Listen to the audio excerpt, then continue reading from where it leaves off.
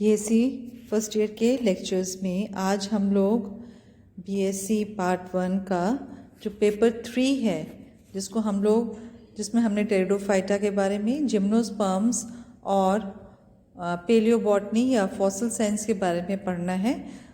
उसके बारे में स्टार्ट करेंगे और उसमें हम लोग आज सबसे पहले टेरिडोफाइट्स के बारे में पढ़ेंगे। जैसे मैंने आपको बताया कि इसमें 3 चीज़ें, टेरिडोफाइट्स के बारे में, जिम्नोस्पर्म्स के बारे में और हमने पेलियोबॉटनी के बारे में पढ़ना है।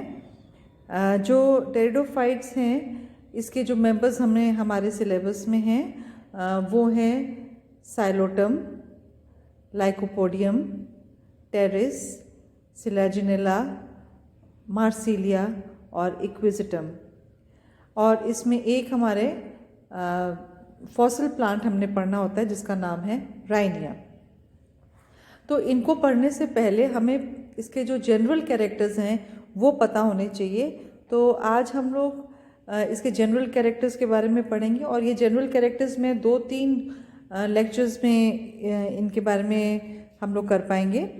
जैसे हमें पता होना चाहिए टेरिडोफाइट्स क्या हैं, इसके प्रमुख कैरेक्टर्स क्या हैं, इसकी मॉर्फोलॉजी क्या है, इनमें रिप्रोडक्शन किस प्रकार से होता है, होमोस्पोरी या समबीजाणुता विषम बीजाणुता क्या होती है, फिर इसमें मेगास्पोर्स या गुरु बीजाणु और लघु बीजाणु क्या होता है, इसके युग्मोद्भेद और जो बीजाणुद्भेद अवस्था है जिसको हम लोग गैमेटोफिटिक और स्पोरोफिटिक फेज कहते हैं वो क्या होता है, फर्टिलाइजेशन किस प्रकार से होता है, उसकी लाइफ साइकिल क्या होती है, इनके बारे में हम लोग थोड़ा थोड़ा करके पढ़ेंगे और उसके बाद ही हम इसके मेंबर्स के बारे में पढ़ सकते हैं।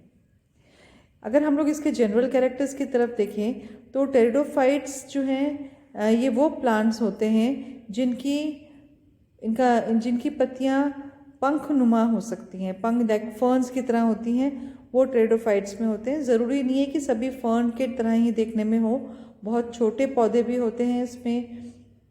तो इसका नाम जो टेरिडोफाइटा है, बेसिकली इसका ये 2 ग्रीक भाषा के शब्द टेरॉन और फाइटॉन से मिलके बना हुआ है। टेरॉन का मतलब होता है फेदर्स या पंख और फाइटॉन का मतलब होता है प्लांट। इसका मतलब वह प्लांट जिसकी पत्तियां फेदर नुमा है। जैसे अब आप देख लीजिए, ये आपको एक टिपिकल फर्न दिखाई दे रहा है जिसकी पत्तियां फर्न के फेदर्स की तरह हैं। सभी टेरिडोफाइट्स की पत्तियां ऐसे नहीं होती, उनके बारे में आपको फिर बताएंगे। दूसरी बात जो इसमें आती है कि इसको हम लोग वस्कुलर क्रिप्टोगैम्स कहते हैं। वस्कुलर क्रिप्टोगैम्स का मतलब कि जैसे अभी तक आप लोगों ने पढ़ा था, जैसे हमें एल्गी पता है, एल्गी में और ब्रायोफाइटा के अंदर इनमें जाइलम और फ्लोएम नहीं पाया जाता है। मतलब कि इसके अंदर जो वस्कुलर सिस्टम है या इसको हम कह सकते हैं कि इसके अंदर वस्कुलर टिश्यू नहीं पाया जाता, पर टेरिडोफाइट्स में जाइलम और फ्लोएम जो है वो बन जाते हैं।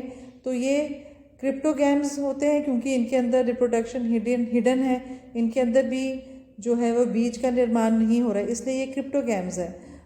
पर ये वस्कुलर क्रिप्टोगैम्स है क्योंकि इनके अंदर संवहन तंत्र या जाइलम और फ्लोएम पाया जाता है, जो कि एल्गी में ब्रायोफाइटा में नहीं पाया जाता है। इस तरह से ये उनसे एक कदम आगे होते हैं, ये उनसे एडवांस है क्योंकि इनके अंदर जो संवहन तंत्र या वस्कुलर सिस्टम जो है वो बन चुका है।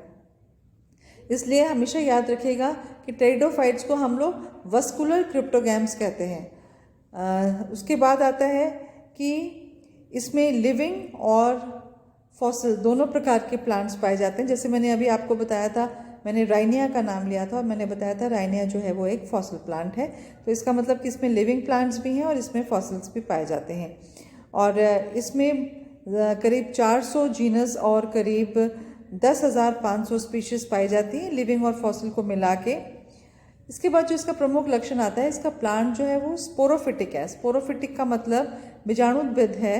स्पोरोफिटिक अवस्था जो इसकी है वो इसकी मेन जो प्लांट है वो स्पोरोफिटिक होता है या बीजाणुद्भिद होता है, जो कि तना, जड़ और पत्ती में विभेदित होता है। मतलब उसमें स्टेम, रूट और लीव्स पाई जाती हैं। और जो इसका बीजाणुद्भिद अवस्था होती है वो स्वतंत्र अवस्था होती है, वो इंडिपेंडेंट होती है गैमेटोफाइट से। एक तो मेन जो इसकी अवस्था है वो स्पोरोफिटिक है और वो इंडिपेंडेंट है गेमेटोफिटिक या युग्मोद्भिद अवस्था से। इसके बाद टेरिडोफाइट्स के जो प्लांट्स हैं उसमें बहुत सारी वेरिएशंस हमको देखने को मिलेगी। ये प्लांट्स बहुत छोटे भी हो सकते हैं और बड़े भी हैं आकार में। तो इसमें जैसे छोटे छोटे से अजोला है, साल्विनिया है, वो बहुत छोटे स्मॉल और 1 वर्षीय पादप होते हैं। और एंजियोप्टेरिस टाइप के प्लांट्स जो हैं वो हमें ट्री के समान देखने को मिल सकते हैं। जितने भी इसके लिविंग टेरिडोफाइट्स हैं वो ज़्यादातर स्थलीय पादप हैं या टेरेस्ट्रियल इन नेचर हैं। नीचे कुछ एग्जाम्पल दिए हुए हैं जैसे साइलोटम है, सिलेजिनेला है, लाइकोपोडियम है। ये तीनों ही प्लांट्स हमने पढ़ने हैं क्योंकि हमारे सिलेबस में है। साइलोटम भी है, सिलेजिनेला भी है, लाइकोपोडियम, इनके बारे में हम लोग फिर बाद में अध्ययन करेंगे। इसके कुछ मेंबर्स जो हैं वो एक्वेटिक भी होते हैं जो कि जलीय हो सकते हैं, जैसे इसमें अजोला है और मार्सिलिया है, आइसोइटिस है, साल्विनिया है।